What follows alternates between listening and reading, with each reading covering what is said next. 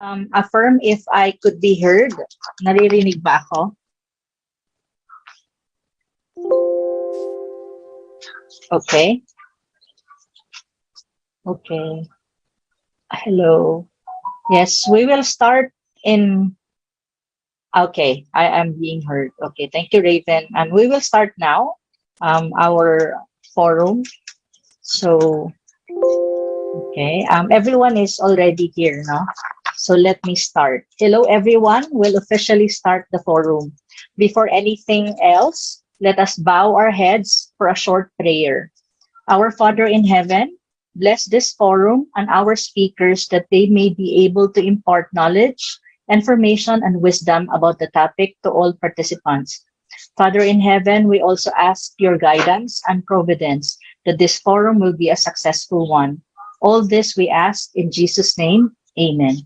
Thank you, everyone, again for attending this forum.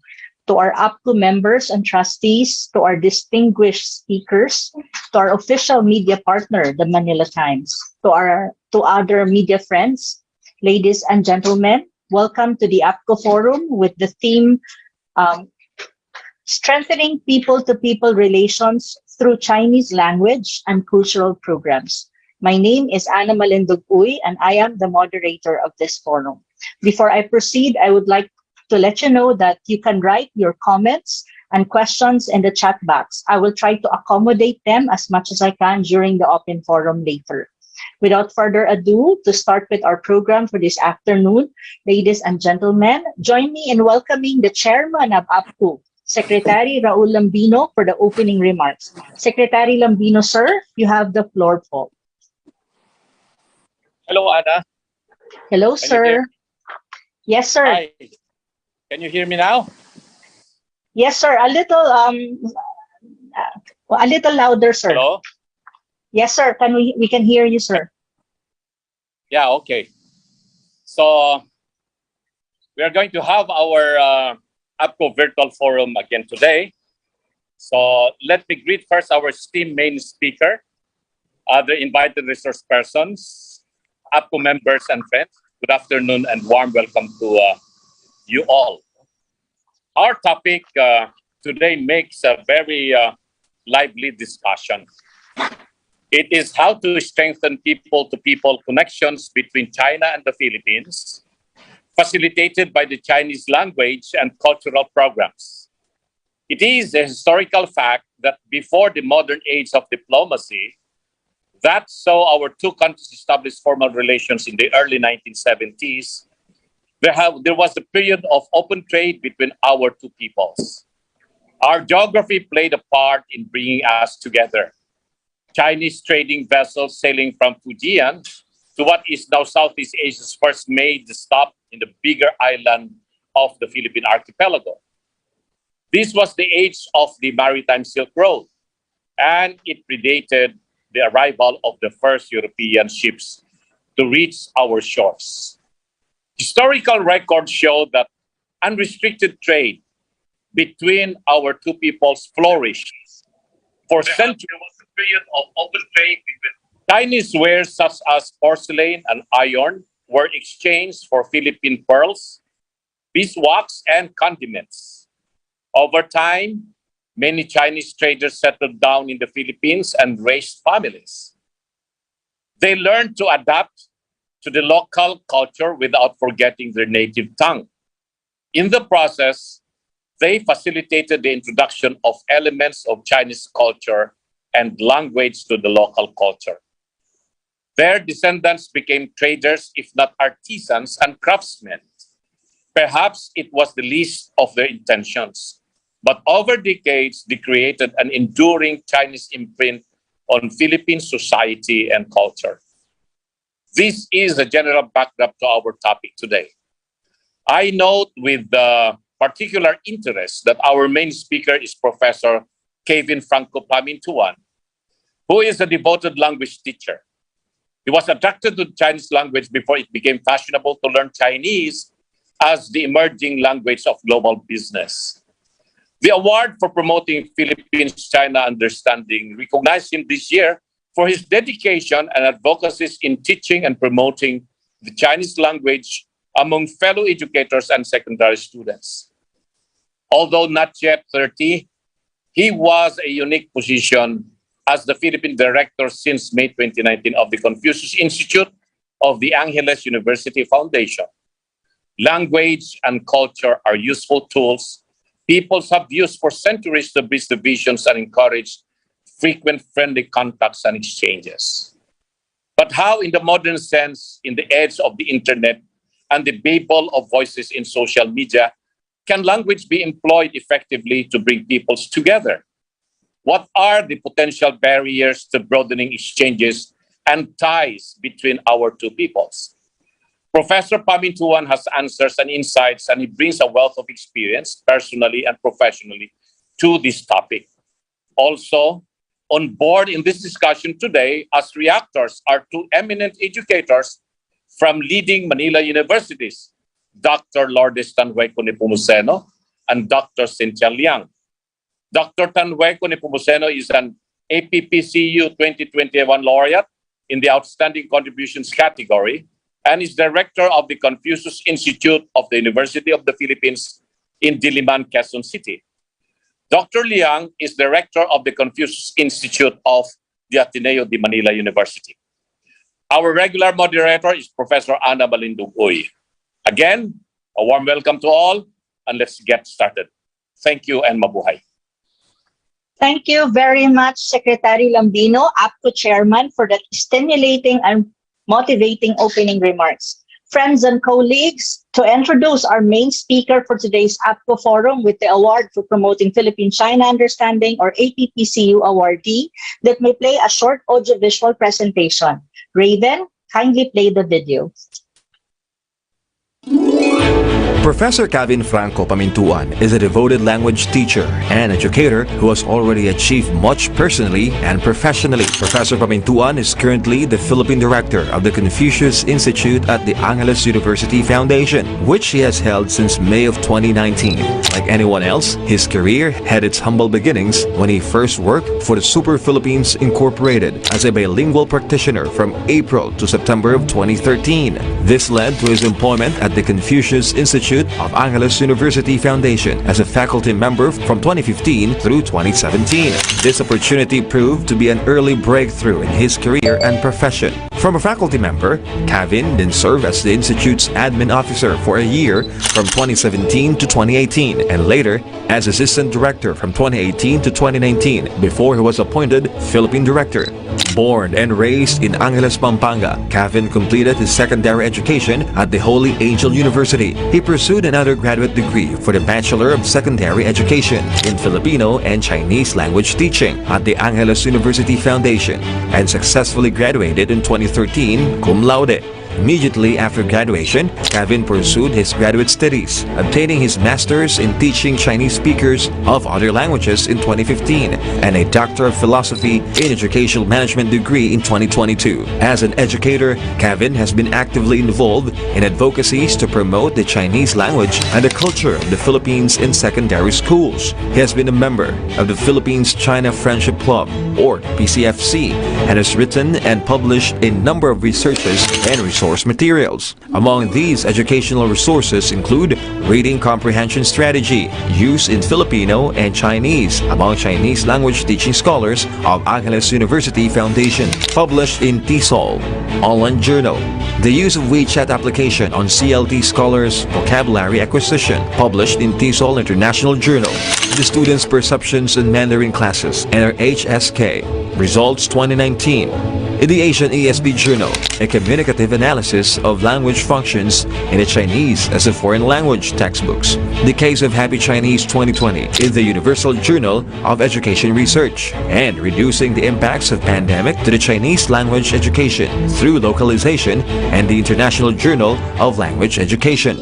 Apart from his full-time career as Philippine Director of the Confucius Institute of Angeles, Pampanga, Kevin has also been engaged in local and international consultancy and advocacy advocacy works mainly as a resource person on teaching Chinese Mandarin as a foreign language, organized by the Department of Education as consultant for the development of special program in foreign language, curriculum guides for grades 7 to 12, as representative to the Joint Conference of Confucius Institute in Southeast Asia, held in Laos in November 2018, and to the 2019 International Chinese Language Education Conference held in Changsha in 2019.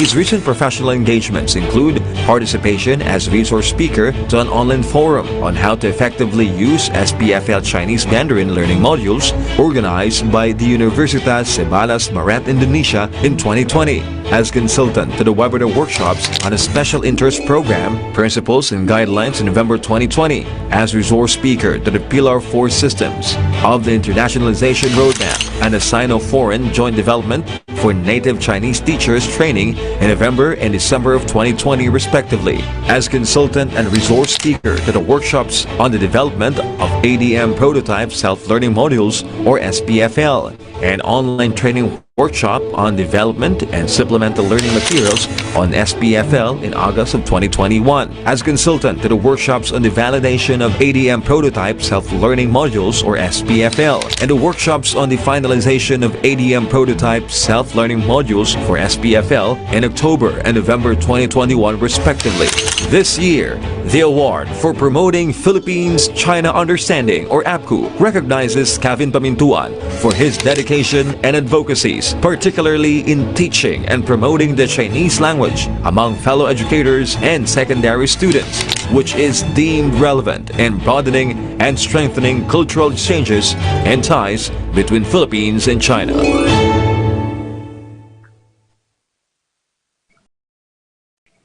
With great pride, ladies and gentlemen, our main speaker for today's forum is an APPCU 2022 awardee under the Major Contributions category and the Director of Confucius Institute of Angeles University Foundation, no other than Professor Kevin Pamintuan. Professor Pamintuan, the floor is yours. Please proceed with your presentation. You're also a co-host, so you can share your PowerPoint.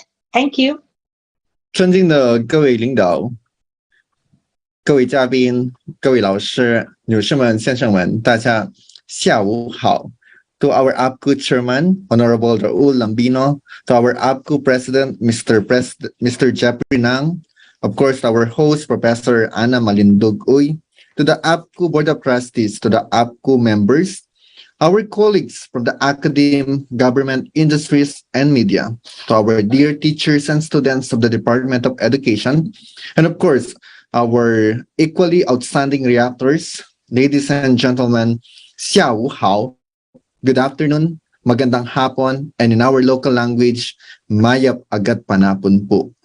First, allow me to extend my warmest congratulations to our APCU for its remarkable achievements for the past decades. And thank you for inviting me to be your resource speaker for today's forum and share my first-hand experience in strengthening people-to-people relations through Chinese language and cultural programs. To begin with, let's have a quick recall of the history. In 2013, the Chinese President Xi Jinping, inspired by the ancient Silk Road, proposed a new strategy to connect Asia to Europe and Africa. This is the Belt and Road Initiative, or previously known as the One Belt and One Road Initiative. President Xi Jinping and the Chinese government would like to promote regional integration, stimulate trade, and of course, contribute in the economic development of each country in the Belt and Road Initiative. To achieve the aims of the Belt and Road Initiative, the Chinese government identified 5 core priorities of this strategy. Namely, we have the policy coordination, facilities connectivity, unimpeded trade, financial integration, and people-to-people bond. It is important to note that in project, the most fundamental component will be the people. That is the ultimate reason why for today, we will be talking about the promotion of the people-to-people bond. Why it is important that we bridge the people of the two countries. We need to understand that each of us is a unique individual. Our knowledge, our attitude, even our perception towards something is being influenced by our cultural background, by our customs, traditions, beliefs, and even the history of our country. With this reason, it is common and it is possible that there will be a differences between the people of two countries. To simplify this discussion, let's check this illustration. As you can see in the illustration, there is a given object. Okay, it is actually a combination of one big circle and one small circle. And as you can see, there are different individuals here. Each individual represents a particular people or the people of a particular country. Let's check with the first person. According to the first person or the first individual, the given object is actually the numeral 8, number 8. However, for the second person, it is the spelled out EIGHT, 8. Look at the third person. According to him, this is a symbol of infinity, while for the other person, it is actually wave. For another person, it is pretzel, and for another person, it is DNA. There's only one thing given, and yet these individuals have different views, have different perspectives. That is the reason why there is a need for us to bridge our differences. This was further highlighted by Chinese President Xi Jinping. According to him, a comprehensive understanding of different cultures is the foundation of countries' alliances. For us to be considered trusted partner, friendly neighbor, or even bilateral partners, okay, trade partners, it is important for us to understand their culture. If the Philippines would like to treat China as a good neighbor, then there is a need for the Filipino people to understand Chinese culture. On the other hand, if the China would like to treat the Philippines as a good relative, there is a need for the Chinese people to understand the culture of the Filipino people. Okay, this statement of the President Xi Jinping actually aligns with the official document issued by the National Development and Reform Commission of the Ministry of Foreign Affairs and the Ministry of Commerce of the People's Republic of China in March 2015. The title of the document is The Vision and Actions on Jointly Building Silk Road Economic Belt and 21st Century Maritime Silk Road. According to this official document, people-to-people bond provides the public support for implementing the initiative. Therefore, okay, this is actually in line or in view of our claim a while ago that among the core priorities of the Belt and Road Initiative, it is important for us to start with people-to-people bond connectivity, people-to-people connectivity. Why? It is because if we will have people-to-people bond, then we can have the public support.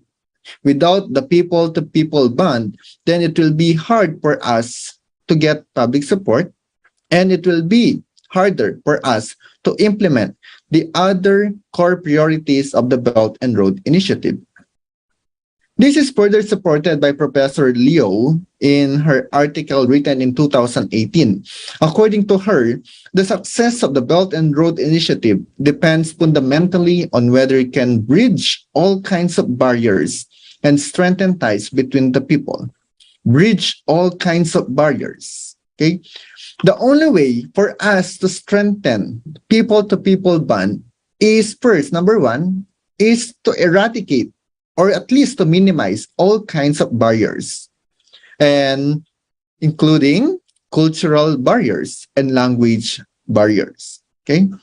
Now, for the Belt and Road Initiative to achieve or to promote people-to-people bond between China and other people, or specifically for Filipino people, the official document identified different fields wherein we can promote people-to-people bond. According to the official document, we should promote people-to-people bond by doing academic exchanges, cultural exchanges, tourism and hospitality partnerships, public health enhancement, science and technology cooperation, social services programs, and sister cityhood exchanges. Though APCU was established in 1974, these were already addressed by APCU. That is the reason why I will say that APCU is the best example of an organization which actually promote people-to-people bond. Okay, so for academic exchanges, the Chinese government established 541 Confucius classrooms, Confucius institutes, and 1,170 Confucius classrooms all over the world. Total, we have 1,700 Chinese institutes teaching Chinese Mandarin and implementing cultural programs, catering 1.2 million students. That is only for Confucius Institute and Confucius Classroom.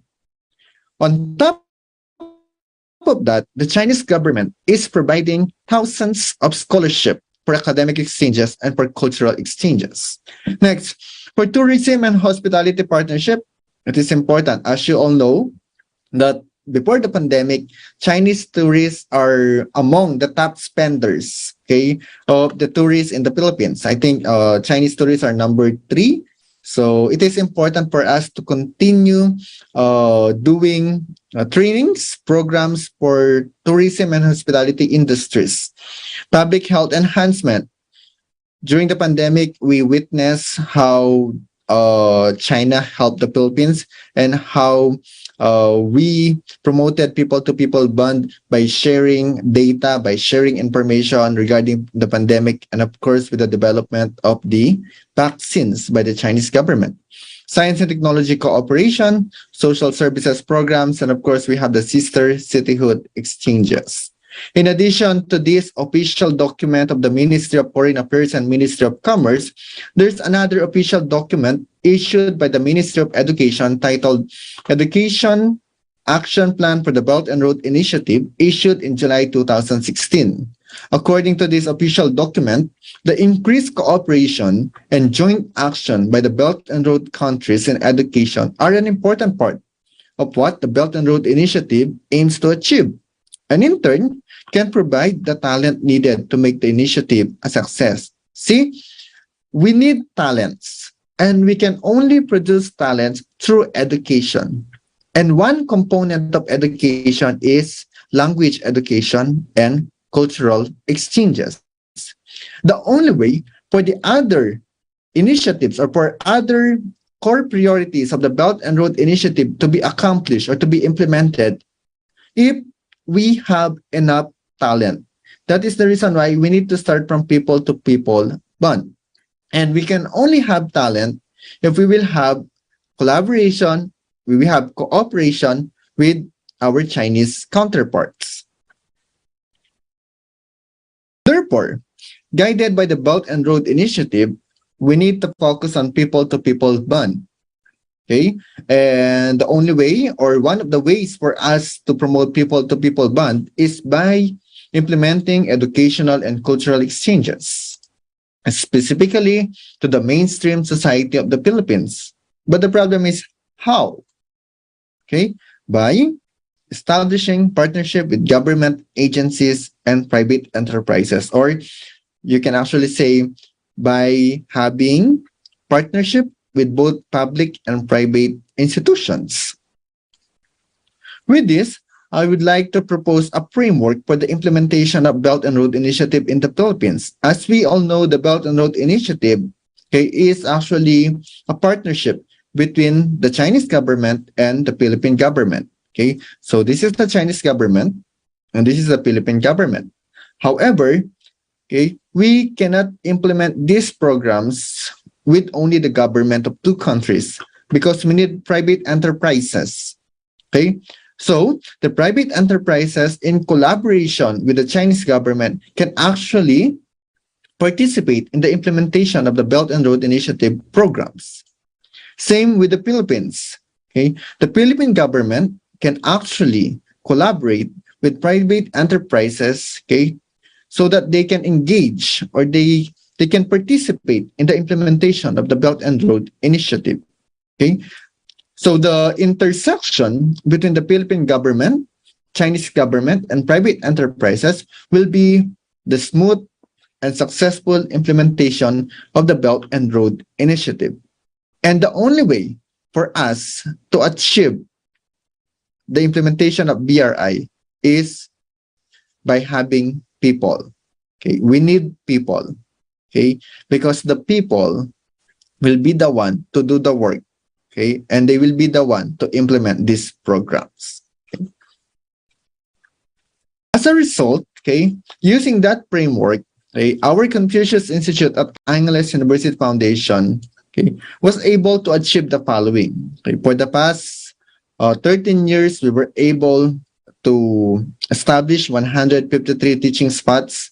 We have 153 public high schools all over the Philippines offering Chinese Mandarin and, of course, implementing cultural programs.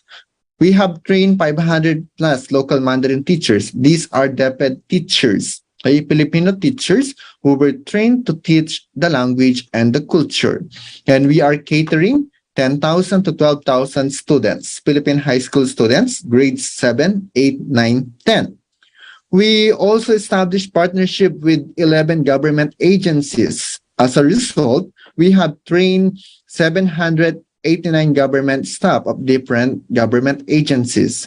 And the scope of the implementation of our Chinese language and cultural program is around the 14 regions of our country, 14 regions of the Philippines. And these are not only data, okay? So for the next slide, I will be showing you, okay, an authentic evidence of what we have achieved in the past 13 years, okay? With the support of our Chinese University, Foods and Normal University, and of course of Angeles University Foundation, and of course with our partner institutions, we were able to implement the Chinese language and cultural programs, okay? Look at the students. These are the Filipino students, okay? Learning how to write Chinese characters. These are the staff and officials of the House of Representatives learning basic Chinese Mandarin, okay? What is our basis for establishing partnership with government agencies? Well, we need to identify which among the government agencies may have direct or indirect transaction with the Chinese government or with our Chinese counterparts. Okay, later on, I will be explaining, okay, the importance of analyzing the needs of the government agencies before establishing partnership with them. Because whether if you will have partnership with them and yet you don't know their needs, then your program will no longer be relevant. Okay, we also have the Presidential Security Group, and of course we have a PCCO. I think that was in 2016. Okay, we also have the Philippine Army, the National Economic and Development Authority. Okay, and national conference asking all the teachers all over the Philippines to come over, and we will have a national conference. And we have a continuous training of our teachers. Okay, and these are some of the outputs of our schools, partner schools. Bataan National High School, look at them. Look at our students. Okay, before they don't even know what is China, what is Chinese Mandarin, what is Chinese culture, but look at them now. Okay, they are the one performing Chinese dance. Okay, displaying Chinese traditional dresses, okay, and using Chinese arts, okay. And we also have another project, I think this is from Capas National High School, the project Ni Hao Ma. Well, Ni Hao Ma in Chinese Mandarin means how are you? But in this case, Ni Hao Ma is actually an acronym, which means nurture, improve, and heighten abilities of Mandarin learners through an application. Okay. So once we introduce the Chinese culture to our teachers and to our students, they can have at least an overview of what is China, what is Chinese culture, and what is Chinese language. Because the only way for us to introduce China to them is by letting them experience. Okay, if you will learn the Chinese language, then you will experience how it is to say Chinese Mandarin, how it is to speak Chinese Mandarin, to speak the language. And by learning the language, you understand a part of the Chinese culture, and at least contributing in further bringing the two peoples of the countries together and closer. Hey, now for the implementation of the Chinese language and cultural programs, I think some of you would say it's very easy. Okay, yes, it might be easy for some people, but what is important is that we should be guided by some principles in implementing our language programs and cultural programs. Okay, we will not just implement something which doesn't have any impact to the lives of the Filipino people or to the lives of the Chinese people. We are not just teaching the language. We are not just telling them what is Chinese culture all about. What we are doing is we are bringing the Chinese language, we are bringing the Chinese culture closer to the lives of the Filipino people, closer to the lives of the Filipino youth. Why?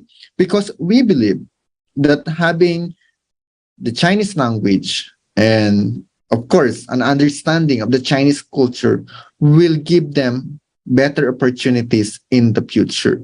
Therefore, we have a recipe for the implementation of the language and cultural programs. Okay, I may not be a chef by profession, but I can provide you a recipe on how we do our programs here at the Confucius Institute at Angeles University Foundation. And I hope our friends, okay, our colleagues from the academe, our friends from the media, and of course our friends from other institutions may learn from our experience. Okay, so what is recipe? Okay, so recipe is also an acronym which stands for relevance, empowerment, commitment, inclusiveness, practicality, and engagement. So in the implementation of the language and cultural programs, in the promotion of the people-to-people bond, it is important for us to observe these principles. Okay, it is important that at least some of these, okay, will be followed in the implementation of our programs. Let's begin with relevance. As you can see, there are two people here. There are two persons. This is me, and this one might be some of you, and I hope some of you are not yet sleeping. So there's a Venn diagram. For me, I have a lot of things that I want to say, that I want to share with you. However, okay, you as a person, you're also interested in learning something. Okay, now let's have, okay, an interplay between the two. Okay, we need to have the relevance. Relevance is what do I want to share and what do you want to learn? Okay, there should be a combination of the two. Okay, independent one-sided. It cannot be that I just want to say what I want to say and I will not care what do you want to learn. Okay, same. This is applicable in implementing language and cultural programs. You need to observe relevance. We need to make sure that the Chinese language and culture course that will be offered to any government agency or private enterprises is relevant to their fields. Okay, we need to provide customized courses that will address the needs of the prospect students, making the learning experience more meaningful to the students. Okay, this will remember what is the target of the Department of Education. The target of the Department of Education is to provide a relevant and responsive education. Okay, so meaning we are not just educating our Filipino youth. We are not just telling them you need to learn Chinese Mandarin, you need to learn Chinese culture. No. Okay, we are not teaching ni hao ma. Okay, we are teaching the language because, okay, it is relevant to them. Okay, how to make Chinese language and Chinese culture more relevant to our students. Okay, number one, we need to check, okay, what are the things that we are using in the Philippines. We have jeepney. Okay, there is no jeepney in China, there is no jeepney in other countries, it's only in the Philippines. So when you are teaching the language, you need to tell them how to say jeepney in Chinese language. Okay, what else? We have our famous banana, famous mangoes, famous durian. We need to embed all these factors, okay, all the unique components of the Filipino culture to the language, okay, to the Chinese language program. Okay, so when we are teaching our students, our Filipino youth, we will not say, yeah, we may say bullet train, we may say train because that is a special feature of the Chinese culture. But there's also a need for us, okay, to say something in Chinese Mandarin that is related to the lives of the Filipino youth. Okay, so remember, we need to be relevant because if we are relevant, that's the only way that we will be able to respond to the needs of the Filipino youth. Okay, for example, we are training our students to become tour guides. Okay, to become tour guides. Well, of course, you need to tell them on how to say Boracay in Chinese, how to say Palawan in Chinese, how to say Cebu in Chinese, because these are the things that are present in the Philippines. So you need to connect the Chinese language and the cultural program to the lives of the Filipino youth or to your target clients. Empowerment. We need to ensure that the Chinese language and culture course that will be offered will actually contribute in the capacity building of the members of the government agencies or private enterprises. It gives the students the edge in their fields, using their knowledge in Chinese language and culture makes them more efficient and effective compared to others. Okay. The best program that we did was the training of the Philippine Army and Presidential Security Group. That I think it was in 2017 and 2019. Because if you can still remember, we hosted the APEC, we hosted the ASEAN, okay? And we all know that in these two important international events, okay, China is a participant, okay? So we trained the Presidential Security Group that will be assigned to Chinese counterparts. We told them how to say basic Chinese Mandarin, how to say basic directions, basic instructions. Why? Because they need it. Okay? Because we want them to be empowered. Because time that will come, the Chinese counterparts will be here. We want them to be ready. So through the Chinese language and culture, they were empowered. And since they were empowered, okay, they can do their job. They can do their job. They can do their performance well. And with that, contributing to bringing the people of two countries closer. Commitment, okay? So we need commitment, okay? We need to make sure that in any program, there should be a commitment. For example, China has a Belt and Road Initiative, and the Philippine government has the Build, Build, Build, okay? So, from both countries, we blend the two programs. Therefore, okay, the Chinese government will not only be responsible for the implementation of a particular program, project, or infrastructure project. Okay, it is similar implementation of a language course and a cultural course. Okay, we need to ensure that if then what will be the commitment of other party. Okay, it is important that both parties should have a shared commitment or obligation to achieve their shared a reality. According to President Xi Jinping, the only way that we achieve a shared future for the mankind, okay, is by creating win-win cooperation. Okay, by engaging to win-win situations. Okay, so meaning in the implementation of the language and culture course, it is important that all the parties involved, all the stakeholders involved, should have their commitment to the program. That's letter C.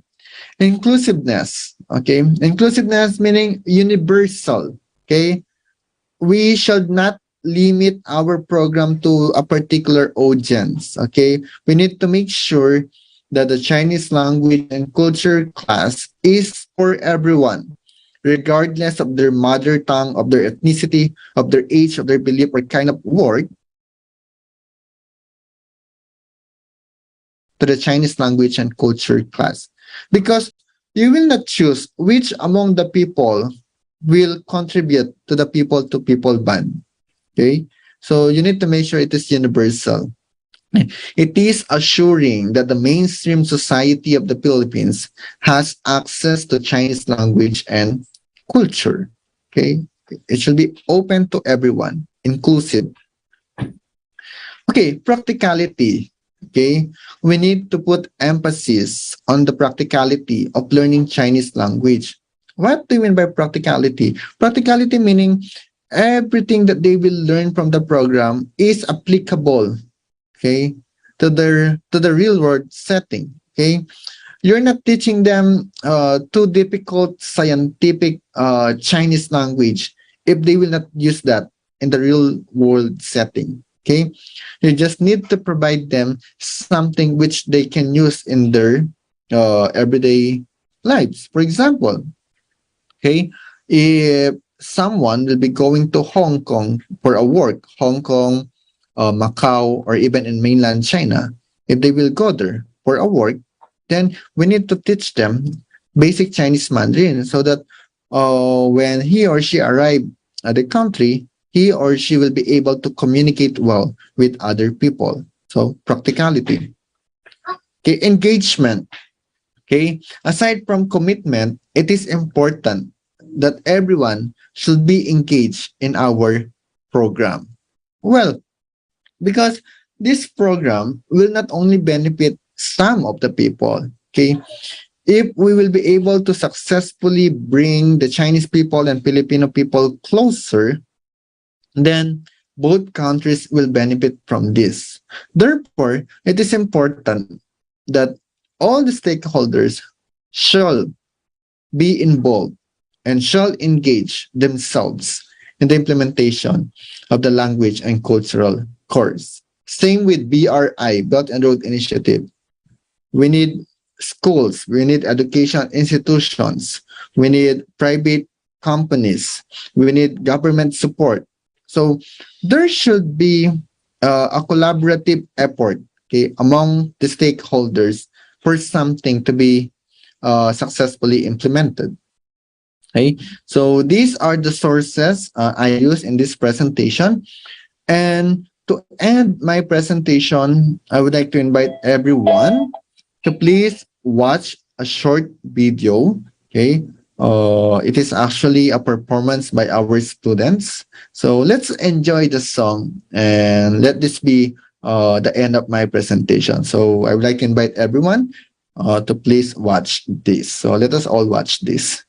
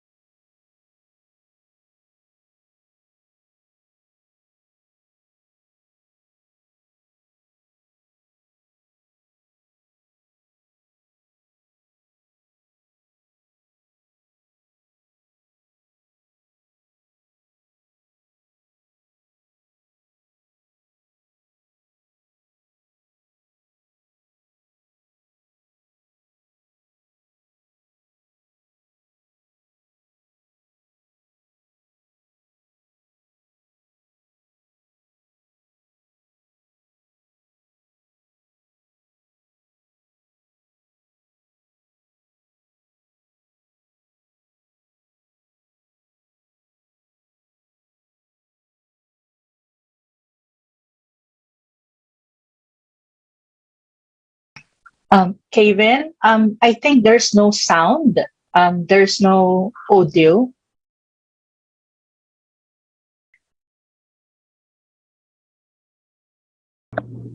Okay. Miss Anna, okay, I think that will be okay. So the song Okay. is entitled Pongyo, and I hope that with the members of the APCO and our friends and colleagues from the different industries, from the academy and from the government, will continue our initiative, okay, in further strengthening people-to-people relations and for the Filipino people and Chinese people to remain Pongyo, to remain kaibigan, and to remain friends. So that's all. That will be the end of my presentation. Magandang hapon po. Mabuhay tayong lahat. Thank you. Okay. Thank you, Professor Pamintuan, for that extensive and very informative presentation. Probably later, since you actually played the video, but we did not hear any sound. But probably later at the end of the forum, before we totally end, we'll request for that, because I think the song is very nice and very well, I think meaningful, based on the photos that has been flashed. Okay, moving forward, thank you very much, Professor Pamintuan, again. Moving forward to introduce the first speaker reactor for this forum, may I call on one of the directors of APCO, the chairman for Youth Committee, Ms. Mappy Hongchai. Ms. Mappy, the floor is yours. Thank you, Professor Anna. So I'm here to further introduce our first reactor. She is a true academician and esteemed public intellectual. She's a Filipino with Chinese ancestry who takes pride in her bicultural roots. She was born and raised in Angeles, Pampanga, where she obtained her bachelor's degree in education, major in English and general science, cum laude. Her inherent passion for knowledge and learning led her to years of further study in the field of education, to wit, Masters of Education degree in Communications Arts obtained from University of the Philippines, Diliman, postmasteral degree in School Administration and Supervision with distinction at the Johns Hopkins University in Maryland, USA, and a Doctor of Philosophy in Education, major in Educational Management and Leadership, obtained at the De La Salle University in Manila. In 2009, in her hometown at Angeles, Pampanga, she co-established the Confucius Institute at the Angeles University Foundation. In 2015, she was welcomed by the University of the Philippines, Diliman, to lead the establishment of the Confucius Institute. Over the years, she has built up many ties with government entities, city colleges, and universities, as well as the private sector, to the extent that the Confucius Institute at the University of the Philippines, Diliman, has now the broadest outreach in Mandarin lessons. In both setups, she holds the distinction of being the pioneer Filipino director. She initiated and advanced the inclusion of the Mandarin language in K-12 curriculum of the Department of Education as a special program in foreign language. The program greatly facilitates the diversification of the skill sets of Filipinos and provides them headway in employment, overall personal development. So without further ado, let us welcome one of the 2021 APCO laureates under the outstanding contributions, Dr. Lourdes Tanhueco Nepomuceno. Good afternoon. Can you hear me? Yes, Yes, ma'am. yes, Doctor. Okay. Allow me to share my thoughts and insights on the theme of this afternoon's forum, strengthening people-to-people relations through Chinese language and cultural programs. Let me explain to you the meaning of people-to-people relations in greater detail. Everything that was presented earlier explains that people-to-people relations is a transboundary communication-based interactions between groups of people for the public rather than private interest. So this is about engagement and relationship building, and it is always a two-way street and not one-dimensional. Why has the Chinese language and culture become such a plus point over the years? Why are Confucius Institutes powerful tools for people-to-people engagement? I can attest to this in view of the fact that I was at the helm of two Confucius Institutes in the Philippines from 2009 to the present. The Confucius Institute initiates and facilitates the people-to-people exchanges in various forms, such as interpersonal communication, relation building, socialization, and capacity building, not only to have interactions with their counterparts, but also to shape political processes in a bottom-up fashion. The Confucius Institute Network is a key project in China's campaign to promote Chinese language teaching, teacher education, academic and cultural events. It is one of the linchpins of China's public diplomacy. Therefore, Beijing is betting on the long term so that Confucius Institutes are large-scale, long-term soft power initiatives of China.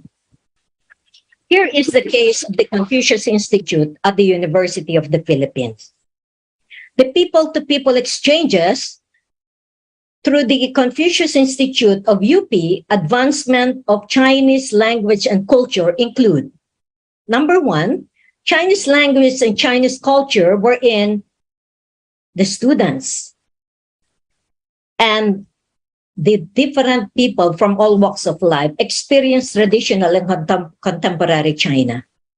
Second, engagement utilizing the multi-sectoral approach, meaning it includes the civil society, government, and business. Academic exchanges between the University of the Philippines and Xiamen University. Collaborative opportunities with other Confucius Institutes in areas of teaching, research, and community extension. Our programs are categorized as complementary, supplementary, and adversarial. Let me explain this to you in greater detail. Complementary model refers to people-to-people activities that align with the Philippine foreign policy goals and that complement its others public diplomacy programs.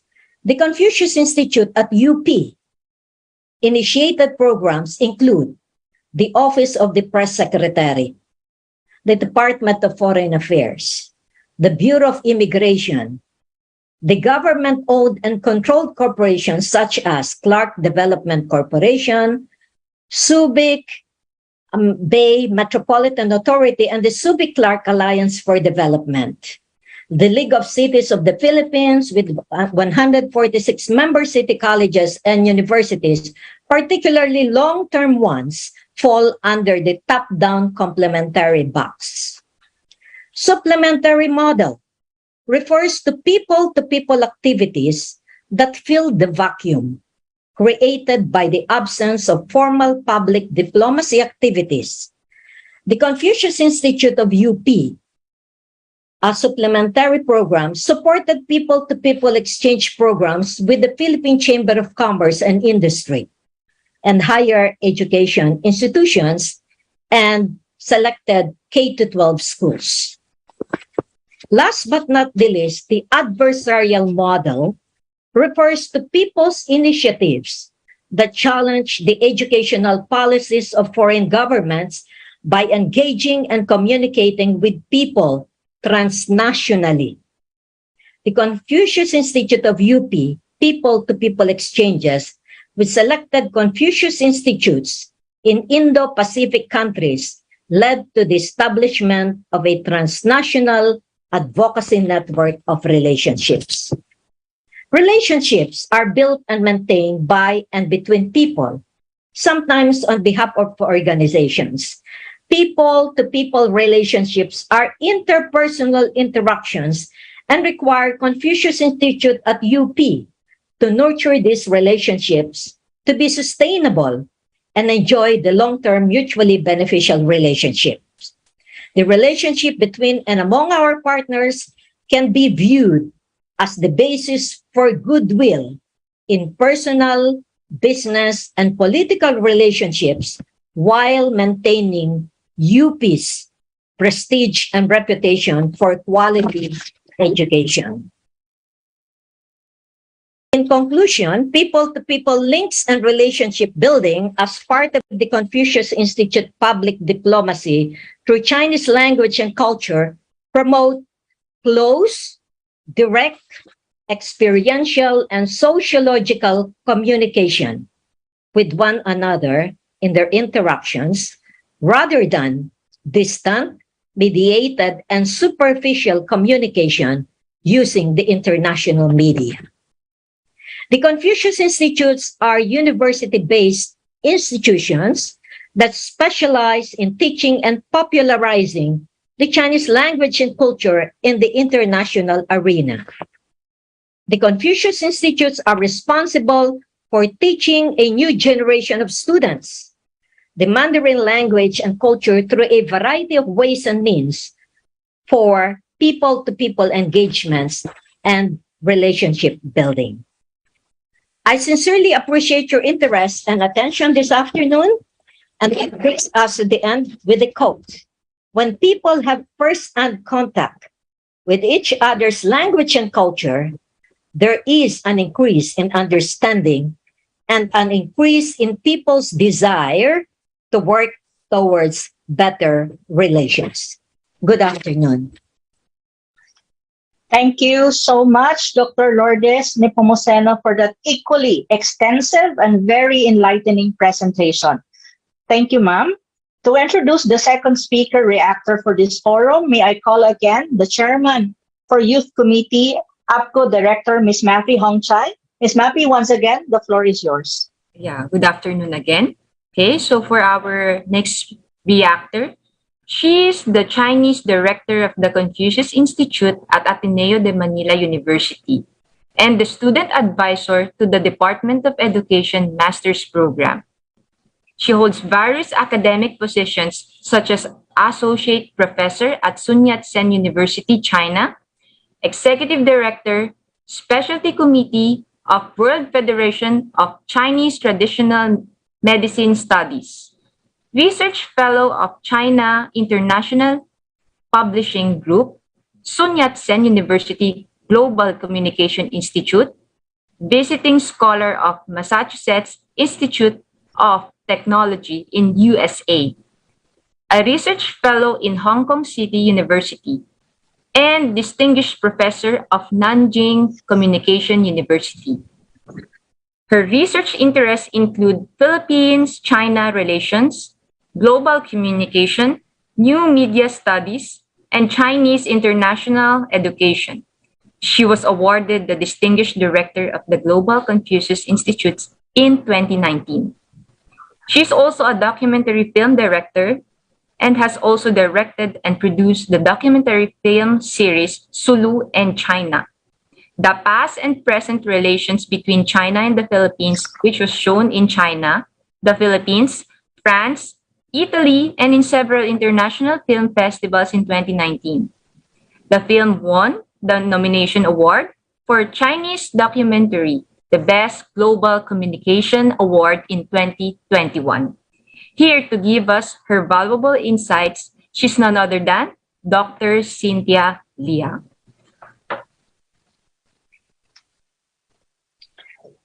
Dr. Cynthia, you may proceed. 各位尊敬的领导、嘉宾，下午好。Good afternoon, all the distinguished guests. Thank you so much to invite me, and I'm very honored to be one of the reactors of APCO Forum. Today, we are living in a changing world, like globalization, cultural diversity, and common dilemmas, conflicts of mankind, imbalance between supply and demands have been the key words of the modern world. Under the backgrounds of globalization and global demands for Chinese learning, like the Cervantes Institutes of Spain, which are around 30 in countries. In Goethe Institutes of German, which have more than 140 in the world, and Sejong Hada of Korea, which have 180 spreading in 60 countries. The first Confucius Institute was founded in Korea in 2004. And soon after that, in October 2006, the first CI in the Philippines, the Confucius Institute at Ateneo de Manila University, partnered with Sun Yat-sen University in China, was founded, which is the one I have been working in as a Chinese director since 2015. By the way, Cervantes Institute, the Jordan Institute are all in Makati. We are neighbors. As a bridge, our aim is two-way communication and understanding to promote Chinese language and Chinese culture. We provide services for Sino-Philippine exchange in language education, discipline construction, cultural and art activities, academic research, talent training, provision of educational, cultural, and economy information, etc. At the same time, as Confucius Institutes are an international platform distributed in more than 500 Confucius in 130 countries or regions around the world, and have academic and educational resources links with each other. They can also provide information links of other countries for the countries where they are located and become a bridge to assist the exchange of Chinese education in the world. In Ateneo Confucius Institute, our Chinese language program includes bilingual bachelor's degree in both Chinese and English, teaching Chinese as a foreign language MA program, and local Chinese teachers training and professional training. In 2018, we started our MA program, and very happy to say now we already have 5 graduates, and all of them are teaching Chinese in both middle schools and universities. We understand that the difficulties in the Philippines in Chinese education is the lack of Chinese teachers. So we also offer local Chinese teachers training. Since 2007 till now, we already have training the local Chinese teachers for 15 years. And each year we went to different part of the country, and averagely we have more than 100 audience or attendance for the training. For the bachelor's degree, ACI, the Confucius Institute in Ateneo, cooperates with the governments, universities, and local chambers of commerce. This is the only such major fully cultivated in the Philippines, which provides a sustainable and feasible solution for the localization of Chinese education in the Philippines. In 2019, 54 people, our students, graduated from the project. Most of them entered various educational institutes to engage in Chinese and English education, or some entered Chinese-related enterprises, which played a role in Chinese-Philippine education or economic cooperation. We also offer professional Chinese classes. We train the DFA officials, DTI officials, staffs of big local and international companies like Philippine Airline, Lazada, and so on. Not only teach Chinese to foreign friends, to make better mutual understanding. Since 2017, we also started to give some knowledge of the Philippines to Chinese. For example, Chinese volunteer teachers from China have been trained in the Philippines, English and Philippines history, society, and culture at least twice a year. Since 2017, similar training has been conducted for some Chinese enterprises in the Philippines. Besides Chinese language education, we also focus on cultural exchange and cultural integration. We also offer Chinese cultural classes, such as Chinese painting, calligraphy, instruments, and modern pop culture. We have Chinese painting exhibits each year in big malls like Shangri-La, Robinsons, and so on. All the works are done by our Filipino students. In 2016, we even held it in both China and the Philippines. The Consul General in Guangzhou, Ms. Tang, and her secretary attended and gave a message.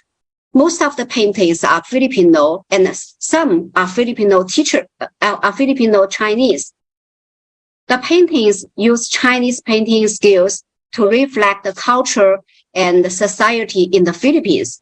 It is a typical product of cultural integration. We also have cooperation in holding forums and international conferences, exchange the academic achievements of the two countries through academic speeches and academic exchanges. In 2016, which is the 600 years after King Sulu's visit to China, we cooperated with the departments of history of Ateneo University, China, to hold One Belt, One Road Forum, which is the international symposium. And in January 2018, with Ateneo University, we also hold another One Belt, One Road forums together with Peking University. And in 2020, we have another one, academic symposium, together with Sun Yat-sen University. We also have cooperative academic research since 2016.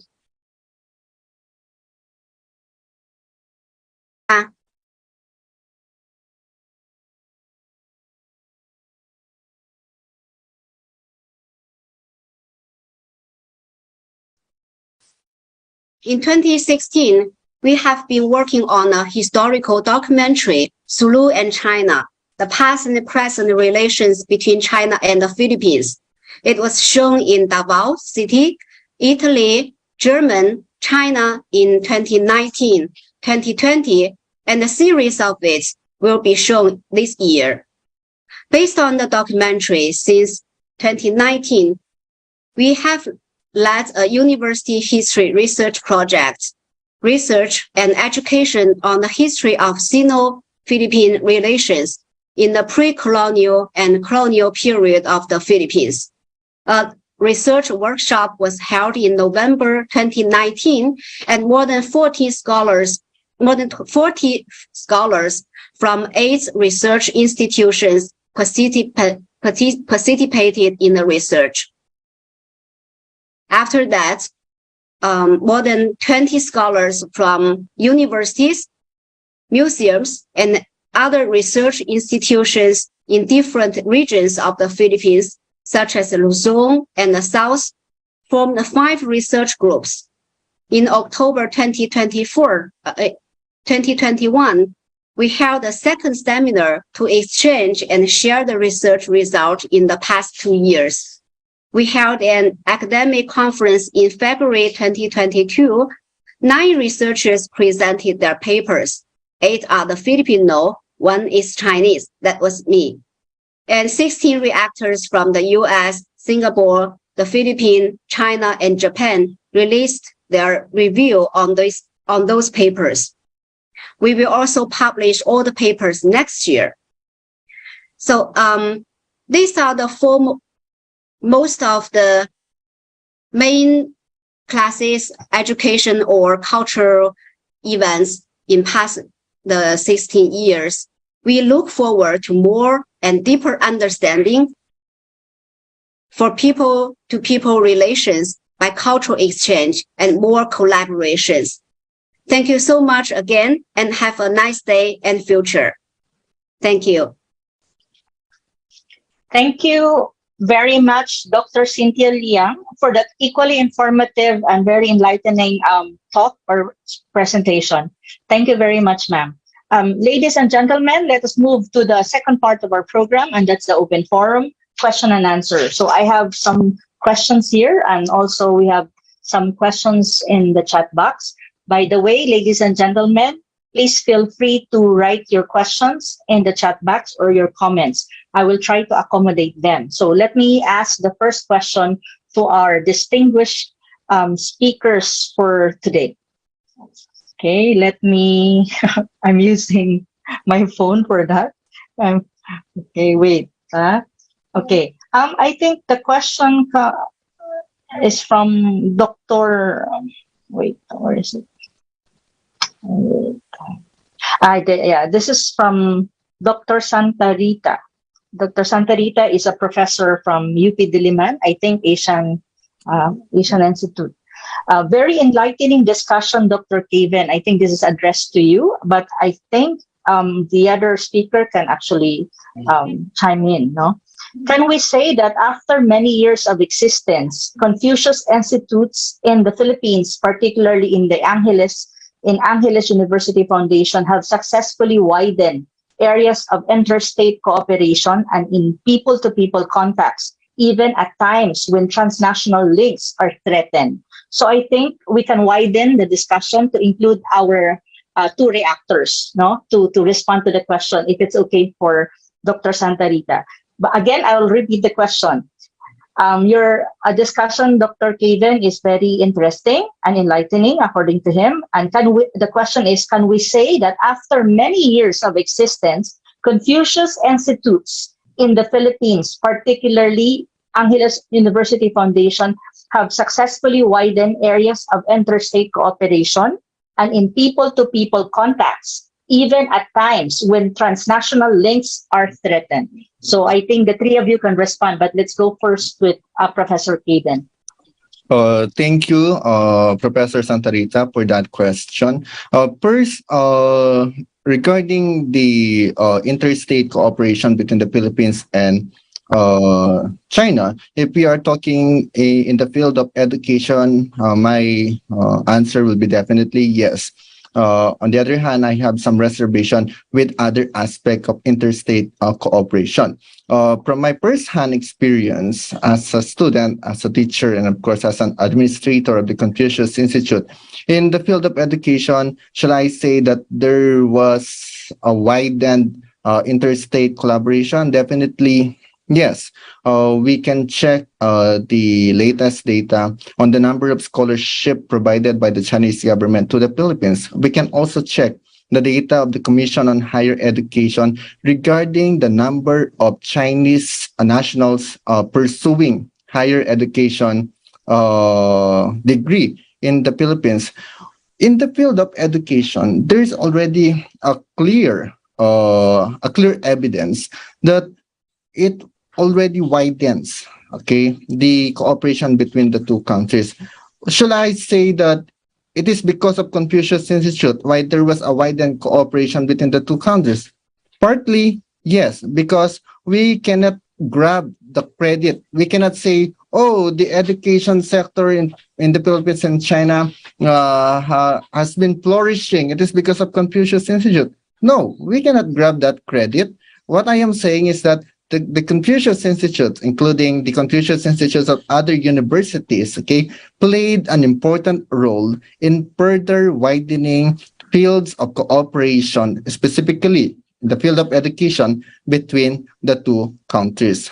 Many works are needed to do, and I believe with the outstanding directors that we have from other Confucius Institute, we can continue implementing our programs, continue letting the Chinese people what it feels to be in the Philippines, and what it is to be with the Filipinos. And on the other hand, we shall continue telling the Filipino youth, telling the Filipino people how it is to be in China, how it is to ride a bullet train, how it is to celebrate Chinese New Year, how it is to celebrate the Spring Festival. We can all do these simple things, and yet we can contribute in the further widening of interstate collaboration between our two countries. That will be my answer. Thank you. Thank you, Professor Kevin. Professor Nepomuceno, any thoughts on the question with regard to UP Yes. Diliman? Yes, as regards to UP Diliman, we at the Confucius Institute, we always say that we are apolitical. No? Whenever the international media, China Daily, etc., approach us, I always tell them that yes, Confucius Institute is one of the linchpins, cornerstone of China. It is one of the soft power tools of China. But our main area of consideration, our main target is promoting Chinese language and culture. And we set aside our political differences. No? We want to make sure that we promote the Chinese China in a way that we do not touch on the political matters. Like, for example, the South China Sea. We do not dwell on that. No? Now, about the word threatening. No, we do not. Now, threaten or threatening is not a word in any Confucius Institute. We are not like that. No?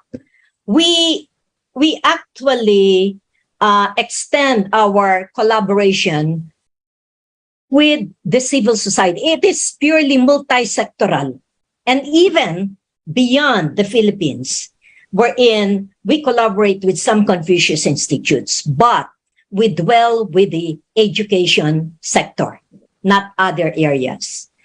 Well, of course, they say that Confucius Institutes are mouthpieces of the Chinese government. I don't think so. I've been at the helm of Confucius Institute since 2009, and I did not see any foreign interference. Like, for example, UP. It's been a while that UP said yes to China to establish the Confucius Institute. The University of the Philippines do not want any foreign entity to be inside the campus. But our then President Pascual has a political will, no? And he was the one who spearheaded the establishment of the Confucius Institute. Because what we do here is just promoting Chinese language and culture, helping Filipinos to broaden their horizon, to get opportunities to learn another language, as China is the second economic power worldwide. And that's my piece. Thank you. Thank you, Dr. Nepomuceno. Dr. Liang, you have any thoughts on the matter? Like, Confucius Institute to a certain extent, as is, promotes interstate relation and even people-to-people relation, even at some point that there are, some kind of crisis when you talk about transnational link between the two countries. In that sense, do you think the CIs are quite, instrumental in this sense? Yeah, thank you, Professor An. Like just now, what I mentioned, I really think Confucius Institute is a bridge, like a platform or bridge. And we promote, firstly, Chinese language and Chinese culture. But this promotion based on some factors in this recent years in global context. For example, we can see the Chinese language demands in different countries, and also a lot of economic cooperation more and more in recent years. So that means not only just one dimension relating to policy, but politics, but in many, many other different dimension, we really need diversity of language we need different language to cooperate and to communicate, to understand. Like in China, since I was very, very young, I already started to learn English. And so far, if you just walk in streets of China, you can meet the young people anytime to communicate. In English, I think even in the remote countries, some of the young people can still speak some English. So that's, you can see the language is very important for us in modern era to understand each other. And for another one is Confucius Institute is to promote the mutual understanding, not one way just only. And like just now, Professor Kevin also mentioned, Confucius Institute offers some scholarship to help especially to help the poor student to have different opportunities to expand their education, especially high level education like MA or even PhD in China. And in other way, we also lead and bring some different kinds of delegates from China to the Philippines. For example, in my office in Makati, before the pandemic, before the pandemic, almost each week or sometime each month, we have Chinese guests from different fields, different industries from China. They wanted to know about the Philippines, and they want to do a tour, such like that. So we really think the Confucius Institute is a very good way, very good bridge to let people to understand each other. And language is the core and the key tool to let people to understand each other. Thank you. Thank you, Dr. Liang. Thank you. I think based on your answers, the three of you, it seems like, yes, there is such a thing as, interstate. It promotes interstate relations, especially in the educational sector and people to people, precisely because there are exchanges between the two sides. Now, let me go to the next question, and this is addressed to all of you since you're all directors of CIs in the country. Thus far, there are at least, I think, 5 CIs across the country, in the Philippines. Now, the question is from APCO President Jeffrey Nam. He is interested to know, in terms of what are the obstacles to opening more Confucius Institute in the Philippines?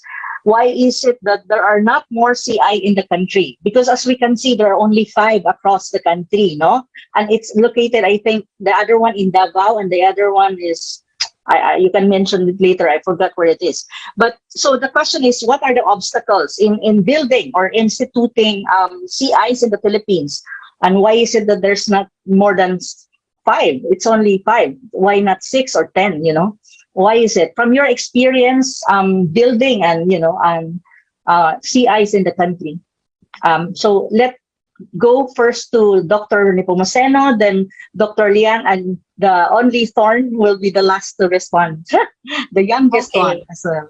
Yes, ma'am. Let me start. When they introduced Confucius Institute in the Philippines, their first target is the University of the Philippines. No? So it took them 10 years to say yes, to establish Confucius Institute inside the UP campus. Do you know why? Because they believe that there is always a foreign interference when it comes to foreign entity coming in. You know how UP is. Okay? But the first preference, being the national university, was UP, even before Ateneo. But what they did was, in 2014, they were able to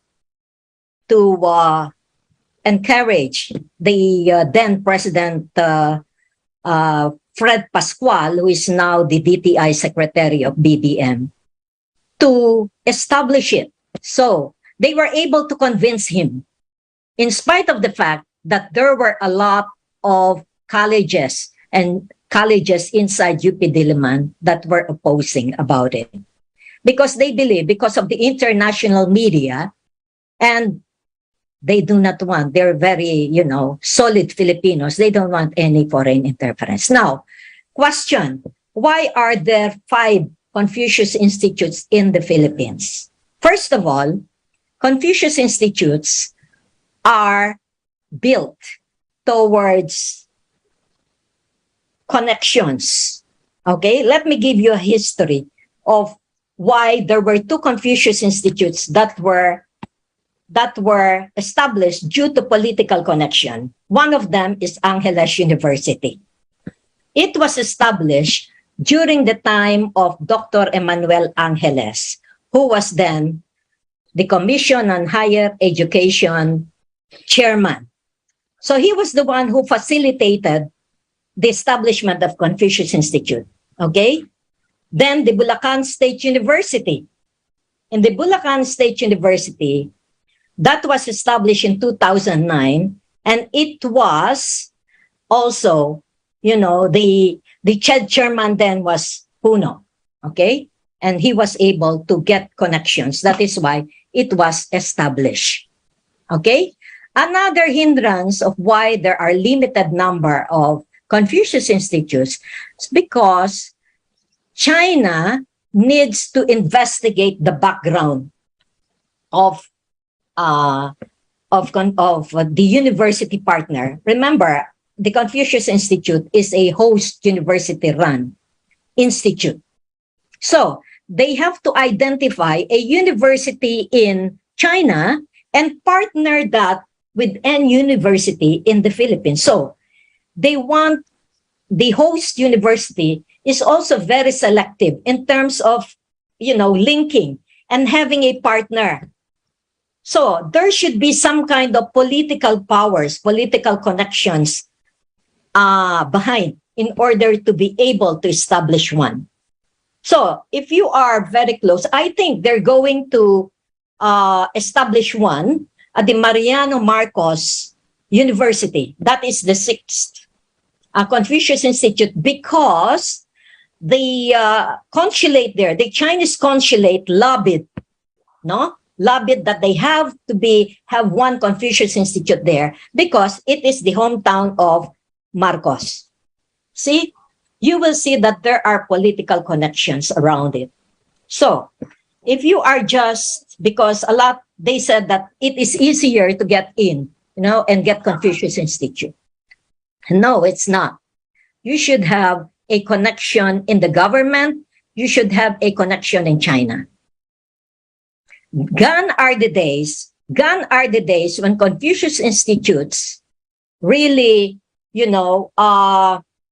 enjoy the perks during the time of Hanban, because they were still establishing the Confucius Institutes. There were a lot of perks then, but now since it was reinvented, they reinvented the wheel because of the controversy of the Confucius Institutes in the United States. Out of 188, they closed almost every Confucius Institute there because the US government said if they will not close the Confucius Institute, they will cut the federal funding. And that is the federal funding for research. Okay, so because of that, the Chinese government reinvented the wheel. So they changed it from Hanban, which is under the Ministry of Education, to a non-government entity, which is CIF. So it is different now, but it's the same thing. The money comes from the Chinese government. Okay, that is the history I know of the CIs and the reason why there are limited number of Confucius Institutes in the Philippines. Okay, thank you so much, Dr. Nepomuceno. What about Dr. Liang? Any inputs on response to the question? From your Thank you, experience. Professor From your An. experience. Thank you, Professor An. I just have some little to add. The first is for our foundation, we also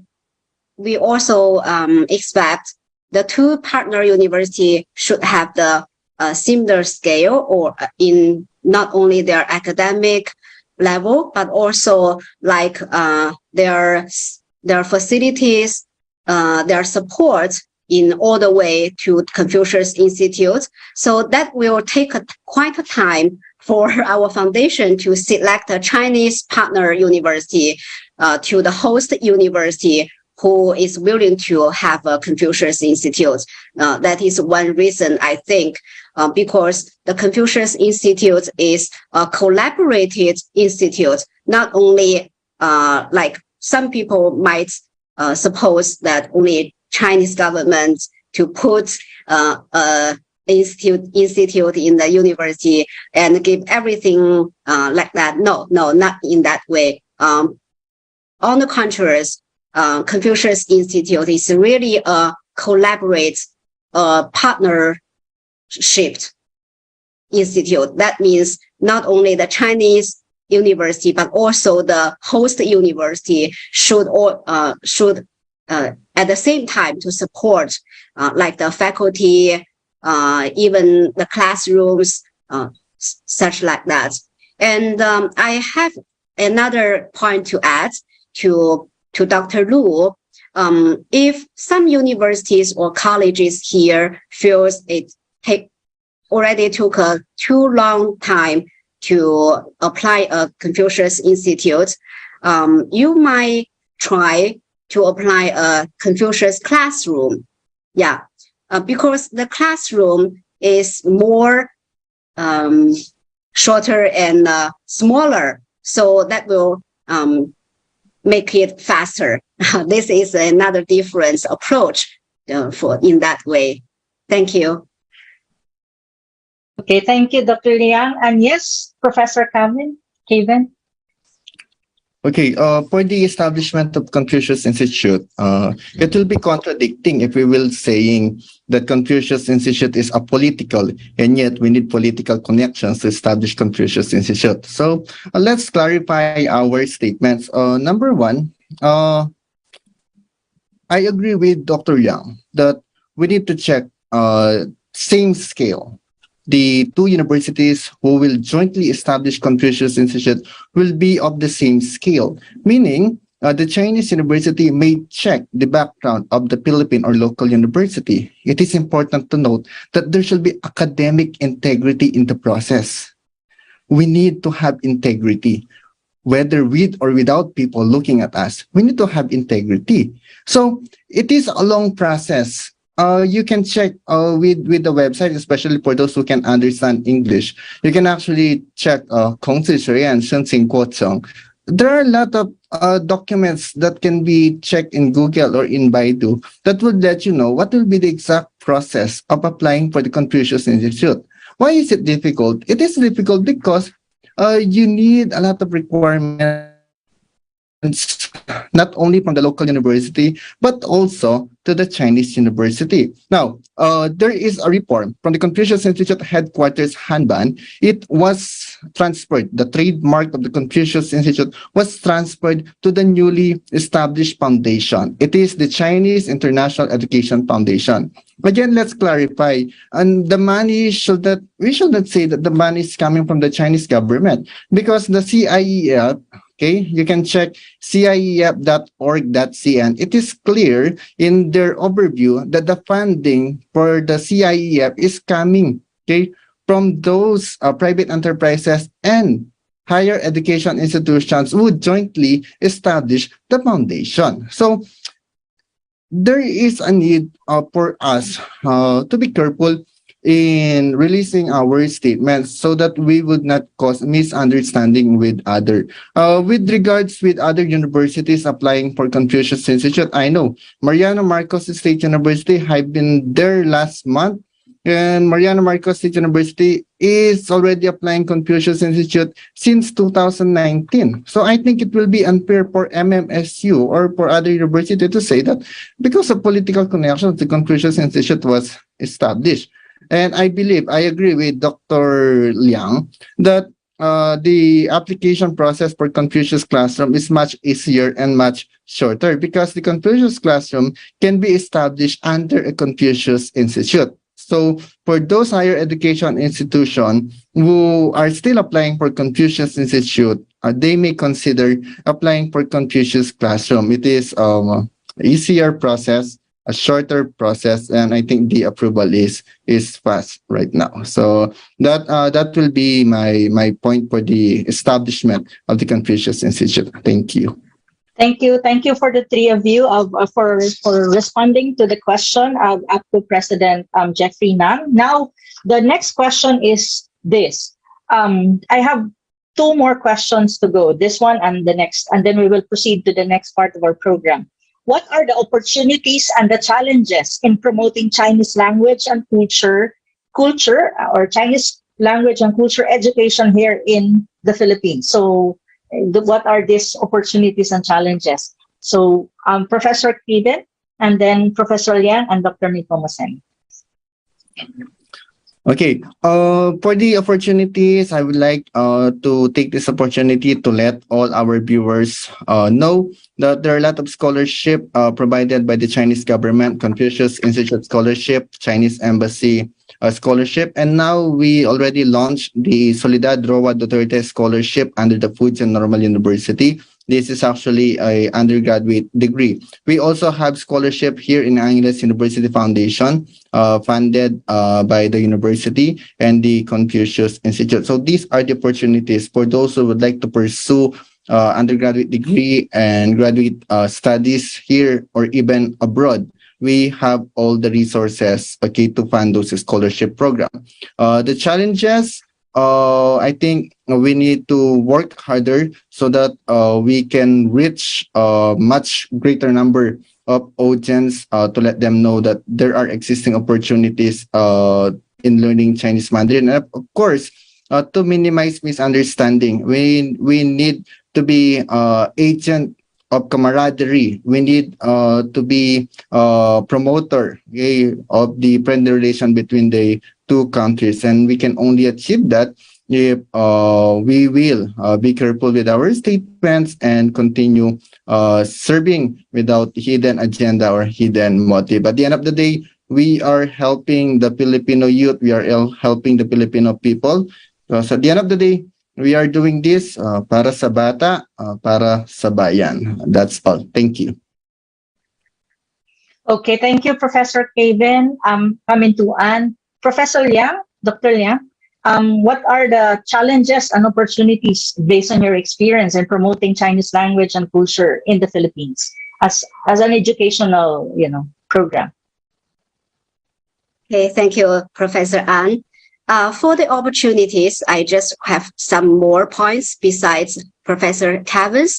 The first one is after we have the foundation, the Chinese International Education Foundation established. So far, besides the support from our partner university, like the scholarship or books, teaching faculty, those kind of normal things.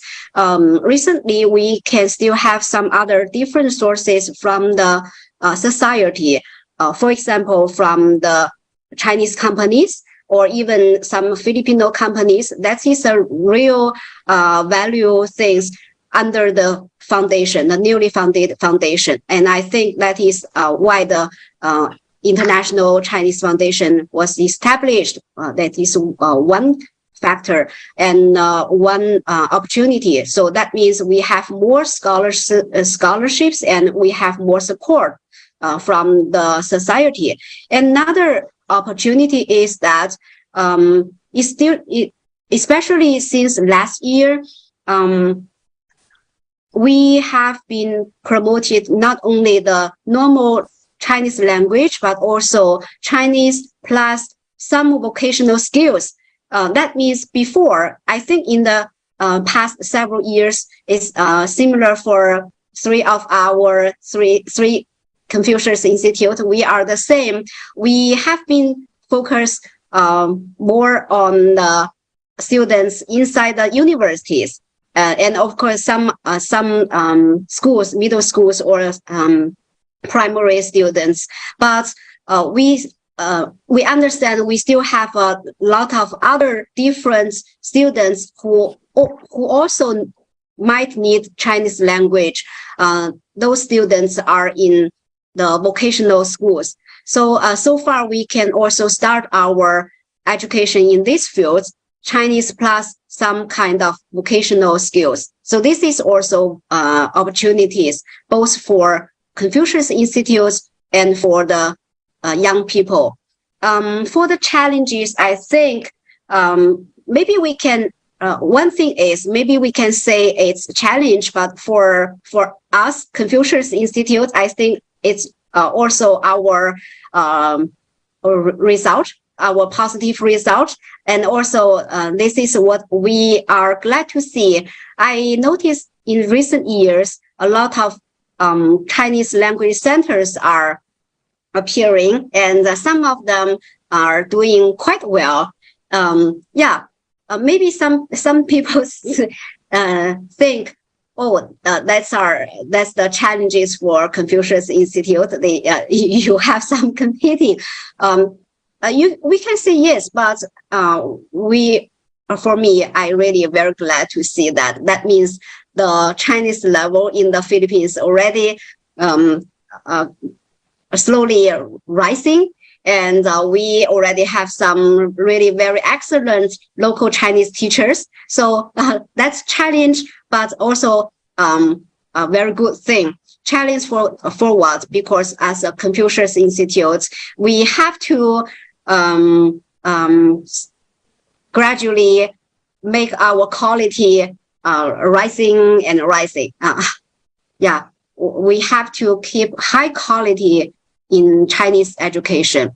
And the second challenge is that it's about technology. We know, especially after the pandemic, e-commerce rose in Asian, Southeast country, and in the Philippines, more and more people they are already used to use phones, smartphones, and computers to do everything. So in the Chinese education field, it's also the same. That means some platform already very popular here, and that means also for the Confucius Institute, we cannot just rely on the normal way in teaching. We have to have our own innovation in Chinese education, not only methods but also skills, IT skills to update our platforms,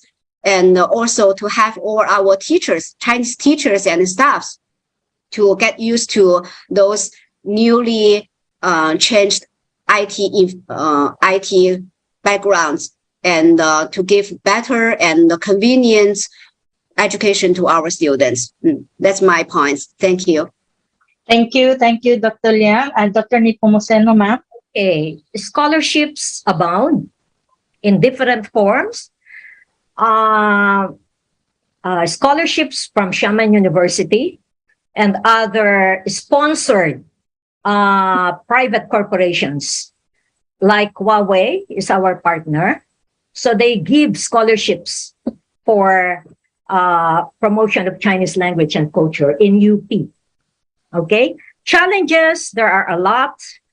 Shortage of qualified teachers, teaching methods, teaching materials, and then teaching material development, language assessment, Chinese program development and evaluation. These are the stumbling blocks. No, although we have a HSK, still they need other assessment tools in order to really check whether they are fluent. No, because language is not only being able to speak the language, but you should understand the language. But a lot of times, okay, you know ni hao, but they do not understand it. So these are the stumbling blocks of CIs in terms of running the Confucius Institutes. And then, again, the transition from face-to-face to online learning this expose a deep-rooted inequalities between the educational systems. Not a lot have the proper infrastructure, no? What we do, UP has came up with a system, infrastructure. So all the classes that we conduct can use UP account, whether it is Zoom and other synchronous and asynchronous infrastructure are in place in UP. No, I guess that's it. Okay. Thank you so much, Dr. Nepomuceno. But because we have limited time, I will move to the next part of our program. So thank you very much, Professor Kevin Pamintuan, Dr. Nepomuceno, and Dr. Yang for that extensive and elaborate answers to all the questions. Before I move on to the last part of our program, I would like to announce next month APCO Forum with APPCU Laureate. This will be on September 2022, Thursday at 3 p.m. This is via Zoom. The topic is legal issues and the Philippines historical claim on Sabah.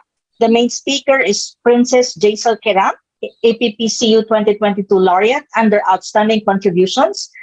She is also the co-founder and president of International Center for Peace, Reconciliation and Development and the chair of People's Coalition for Peace, with Mr. Ado Paglinawan, APPCU 2021 Laureate, Major Contributions category, and Vice President for Internals, Asian Century Philippines Strategic Studies Institute as speaker reactor. So this will be our APCO Forum next month. Friends and colleagues, I hope to see you next month for another APCO Forum. No? So moving to the last part of our program, ladies and gentlemen, let us welcome the Deputy Secretary General of APCO, Mr. Peter Lavinia, for his closing remarks. Sir, Peter, proceed. Ni hao, good afternoon. Can you hear? Yes, sir. We can hear, Hello? but it seems yes, sir. Your internet, I think, sir, but we can see you now. Yes, in behalf of APCO, our chair, Secretary Raul Lambino, our president, Jeffrey Nang, the chairman of our APCO Awards Committee, Noy Benedicto, and our vice chair, of course, our moderator, Ana Uy. Allow me to thank our resource person, Dr. Calvin, Dr. Lu, Dr. Cynthia. Note that all three of them are directors of the various Confucius Institutes at the University, Angeles University Foundation, at the UP Diliman, and at the Ateneo de Manila University. Thank you for all your sharings and insights on our very important topic today. Truly, at the heart of understanding among nations is the understanding first and foremost among its people. Language and culture are at the core of this relationship. Both play immense roles in the opening, in maintaining, in strengthening, and in sustaining good and warm relations. They serve as vital two-way bridges linking our people and our nations. APCO is happy to have hosted again another forum today. These are our online and sometimes face-to-face conferences that are our avenues to promote better understanding, friendship, and cooperation between the Philippines and China. Join us again in our forthcoming editions of the APCO Forum, as already announced by Professor Ana, and sometimes with the scheduled Manila Forum in partnership with the Chinese Embassy in Manila. Maraming salamat. Sheshe. Good afternoon. Thank you, APCO Deputy Secretary General, Sir Peter Lavinia, for that warm closing remarks. Ladies and gentlemen and friends and colleagues, our forum has come to an end. On behalf of the members and trustees of APCO, I would like to express our sincere thanks to everyone for joining this forum. We would like as well to express our sincere thanks to the Manila Times for being the official media partner of today's forum. Manila Times is indeed very supportive of APCO activities, and we do appreciate it very much. By the way, we are actually live stream via the Manila Times Facebook page and also in our APCO FB page. Ladies and gentlemen, we hope you've learned something from our excellent and esteemed speakers. We will see you all next for our APCO forum next month, and we will be announcing it and we will be publicizing it all throughout social media and other medium. Once again, a pleasant afternoon to all. Thank you. Maraming salamat, Sheshe, and mabuhay po tayong lahat. Maraming salamat. Have a good afternoon, everyone. Thank you po. Ingat po. Mabuhay po tayong lahat.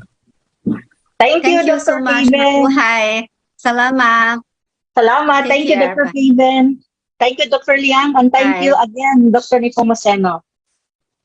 Thank you, everyone. Have a great day. Thank you.